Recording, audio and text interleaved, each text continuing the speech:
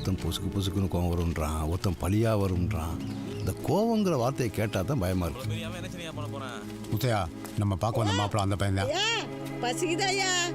காசு இருந்தா குடியா? காசுலாம் தரமாட்டேன் பாட்டி. சாப்பாடு தரேன், சாப்பிட்றியா? சரி சாமி, உனக்கு புண்ணியமா போகும். பசிக்குதியா? எங்களுக்கு வாங்கி கொடுங்க ஐயா. சரி வாங்க.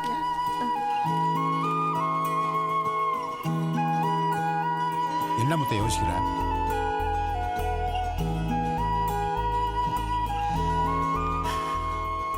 இவன் தான் என் மாப்பிள்ள. இவன் யார் மாமா என்ன பத்தி விசாரிச்சு பொண்ணு கொடுக்குறக்க?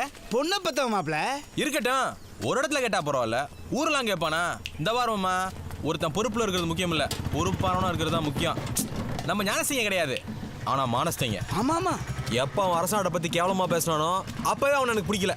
அவன்கிட்ட சொல்லணும், நேருக்கு நேரம் நின்று சொல்லணும். இந்த வாரியா எனக்கு உன்னையும் முடிக்கல, உன் பொண்ணையும் முடிக்கல, ஐயோ உன் பேரையும் முடிக்கலன்னு சொல்லணும். யாராவது கேளு அட்ரஸ்.